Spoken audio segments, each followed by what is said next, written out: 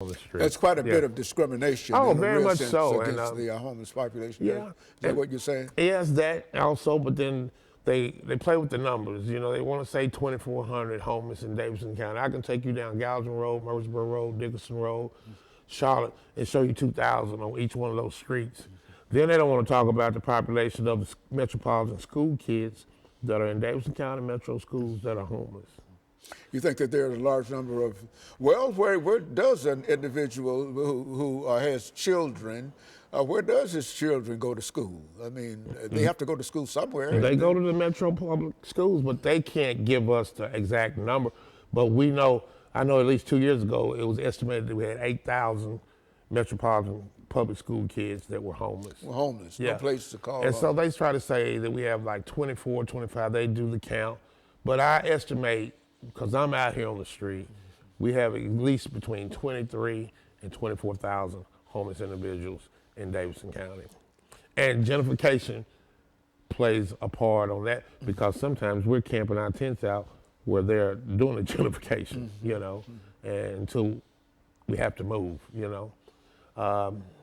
It's just There's like, no kind of stability in terms of your life and whatever. Well, like I said, I'm surviving. I'm not living. I mean, this is the lowest form of poverty, and we have over 140 million people that live in poverty. But this is the lowest form when you're out on the street. Like I said, the Metro Housing Development Agency, they use the word affordable housing. They're building condos. They're not building low income. The only thing that's going to be affordable housing for me is if they arrest me because where I camp, I'm camping illegally because I'm camping on metropolitan government property. But I do pay taxes even though I'm not paying the taxes like they think by buying cigarettes or whatever. That's how I pay my taxes. So that's my property. I feel like you won't bill for me, so I'm camping on public property. So therefore, when they arrest me, they're going to send me to affordable housing, which is called a jail. And it will, our new jail will open up. Affordable housing. Yeah, it's green light special. And they're going to open this new jail up in July. So, and then right now we're getting ready to have something very, very big and spectacular that's going to happen in Nashville called the NFL Draft. So they're going to start arresting a lot of the homeless individuals that are out here on the street because they don't want people to see that part of the so-called It City. And the thing of it is, economic advance is not the same as human progress. And that's what we need here, human progress. We need the churches to stand up and say things. We need our community leaders to stand up and say things. We need our government officials to stand up and say things. And the thing you can do on Sunday is go to church and worship a poor man. And guess what? He was homeless. And his name is Jesus. And then you ignore one Monday through Saturday. And so the homeless population really isn't given any real opportunity to move beyond homelessness. Would you say that might be? Well, what they do is a lot of talk. They want to act like they want to really help us, but they're not helping us at all because anytime, if you have an experience, B.B. King used to say, in order for you to sing the blues, you had to live the blues. So there's no way someone that hasn't experienced a homeless lifestyle can tell me how to live because you don't know. So if you're going to discuss something and not include us in the discussion, you're doing nothing for us at all. So there's a lot of uncertainty in a real sense. There's no real pattern in terms of how when you get up in the morning, you don't have any idea where you might lay your head. Well, I do. I do. I mean, I know there's a lot of ways of accommodating it, but the thing about it is that's a mindset that people have, that even though you might have a place, that place might not be there for you when you get there at that night. Well, you're right. Uncertainty in reference to it. And I would imagine that that's a real challenge just in terms of being able to live and to have any kind of social life and any kind, I mean, how does that work It's out? no social life. And you're right. One morning I left from my tent, and it'll be a year, April the 21st. I left from my tent because I was doing a documentary called The Two Nashvilles filming. And when I came back, my tent was burned to the ground. So therefore, I didn't have a place. And so, But it's really, really sad because you don't have just a place to go eat or a place to sleep, and you have to think about that. That's stress. Okay, so what we'll do, we'll take our first commercial break, and we'll be back with our audience following this very, very short commercial break.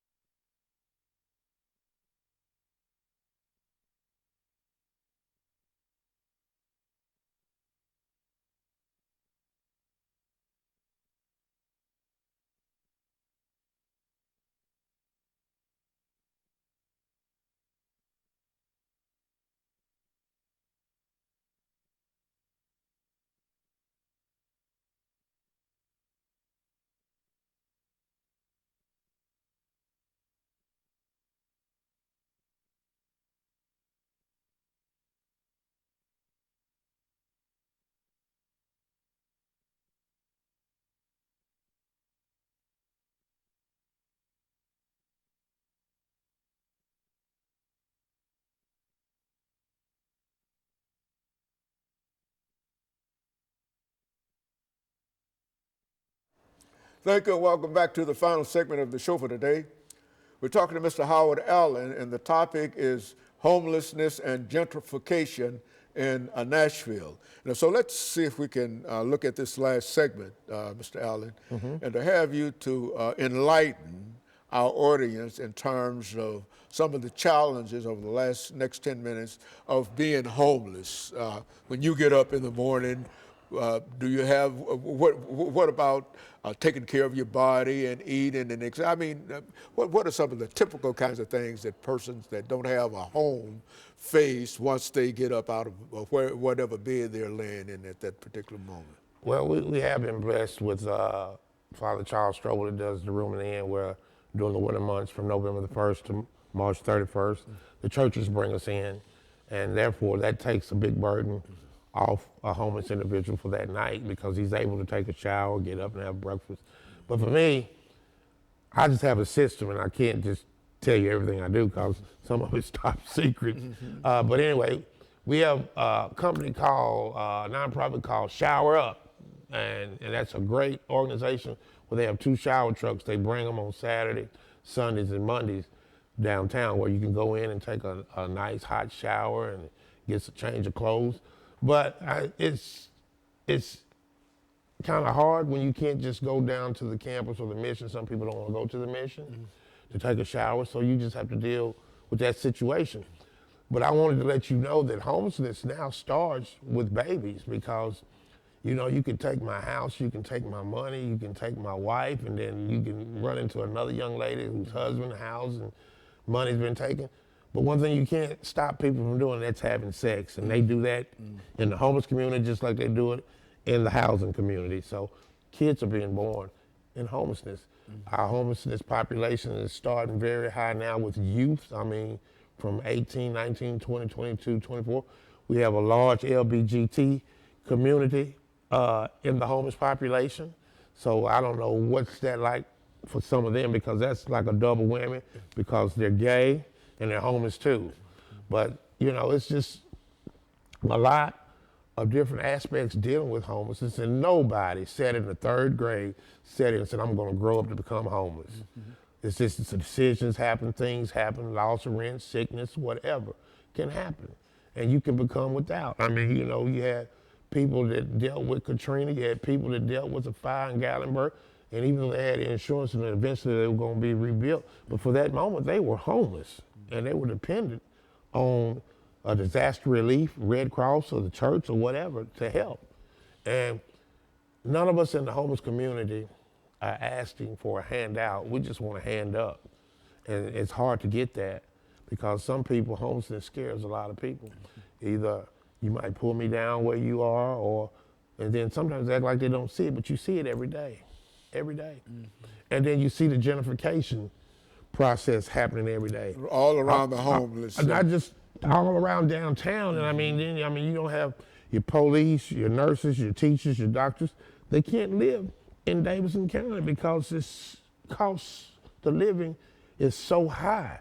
So they're living in Wilson County, they're living in Rutherford County, they're living in Robinson County, they're living in Montgomery County because you can't afford to live here. And I can remember when Nashville was a good place to live. It was top secret, and I mean, a nice blue place. And now, man, it's got the New York, California aspect, but with the money. And it's just wrong, you know? It's just wrong. And so I think eventually things will flatten out, and the millennials, this city has turned from what it used to be to a millennial city, a police city, and a tourist city. But the millennials are eventually going to play out, and then all this stuff that they're building, eventually, I think in the next 5 to 7 years, will go from affordable housing to low-income housing. Because my father sees, he carries us, you know, he sees. Yeah, you look at all of the construction that's built downtown, and what you're saying is that once people no longer can afford to live in these houses, what generally becomes of all of the housing? Yeah, I think it becomes low income. But right now, this city is full of corporate greed. Corporate greed. They're putting the profit before the people, and the people are the most important weapon aspect in the city, because we are the ones that make the city run. You think that, is there any effort, Mr. Allen, to sort of organize the homeless community? And if not, what would be some of the obstacles in terms of bringing people together and making them have a common purpose in terms of uplift? Well, I'm going to tell you, I was kind of protected when I was growing up. I'm a 61 baby. So some of my close friends, like Howard Gentry, was like a brother to me. I was kind of protected when that civil rights stuff was going on. I remember when Kennedy, Malcolm, King, Medgar, all of them, and Robert Kennedy got killed, you know. So I was kind of protected doing that. But let me tell you, I see some of the same similarities in the homeless community as far as dealing with blacks, the black community. Two things I know. When you have a census, you never get the accurate count on an African-American family, and you never will on a homeless family either. Why is that? Because when we don't want to be seen, we won't be seen. And the homeless community, we walk down the alleys, we sleep under the railroad track, and we'll know when the count is coming at 2 o'clock in the morning. So we're not going to be at our camp. And African-Americans are the same way. But yeah, and we're not together just like the African-Americans. Well, what is the purpose of trying to make an assessment in terms of the people in Nashville who are homeless? I mean, what's the purpose of that? I'm going to tell you, the homeless community is a community that you can make money off of. Homelessness is a $1 billion industry, so it's a commodity. They talk. Now, some people actually do really want to help, but that's a $1 billion industry. So why fix that? If you were a case manager, you had 800 people that you had to put in housing, and you put 800 people in housing, what's that going to leave you after you put them in without a job? So why fix that? And it's a revolving door. People become homeless every day. People that you wouldn't think to be homeless are homeless. And I see a lot of people tell me, Howard, you don't look homeless. What does homeless look like? So I asked the question, you know? And who would you say is the most famous homeless person that you know in your life? Dr. Haney, who would you say? I'm not sure I would know. It'd be Jesus. Jesus? Oh, yeah, I see what you're saying. Yeah, that's how I get a lot of people. Yeah, yeah, Jesus. Without anything. That's right. In a real anything. sense, that's right. Yeah, very good. Yeah. Well, how many homeless people relate to Jesus, though? Oh, we got to get it we get that every day, especially if you're in the mission. Oh, yeah? Yeah, they come. That's how they come, the religious aspect. But let me tell you, we know them better than a lot of people, because anytime, like me, for instance, I've slept in 15-degree weather, and I drink a lot of water, where I was in a box. And when I woke up the next morning, I was able to break my box down. And then when I went to get my water was froze. And my body's 85% water. So that's God. It's nobody but God, and I know it. Here I am, asleep and able to get up, and then I break my campsite down, then I go back to get my water's froze. And so now There are a large number of what you call campsites scattered throughout the city of Nashville and et cetera. And these are at what almost indiscriminate places. That's of right. Any place that you would